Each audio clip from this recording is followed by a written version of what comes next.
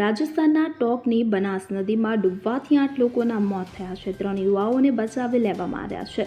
માહિતી મળતા જ પોલીસ અને બચાવ ટીમ ઘટના સ્થળે પહોંચી ગઈ. મૃત્યુ પામેલા બધા લોકો જયપુરના રહેવાસી હતા. તેઓ પિકનિક માટે ગયા હતા. એસપી વિકાસ સાંગવાને જણાવ્યું હતું કે આ અકસ્માત આજરોજ બપોરે સદર પોલીસ સ્ટેશન વિસ્તારના પુરાણા બનાસ પુલિયાના કચ્છાબંધ ખાતે થયો હતો. 11 યુવાનો નદીમાં ડૂબી ગયા. 8ના મોત થયા તો 3ને સ્થાનિક લોકોએ બચાવી લીધા. જયપુર પોલીસનો સંપર્ક કરવામાં આવ્યો છે.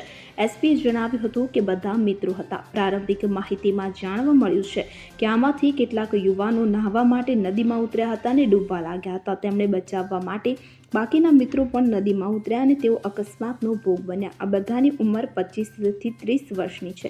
મૃતદેહોને સઆદત હોસ્પિટલના સબઘરમાં રાખવામાં આવ્યા છે.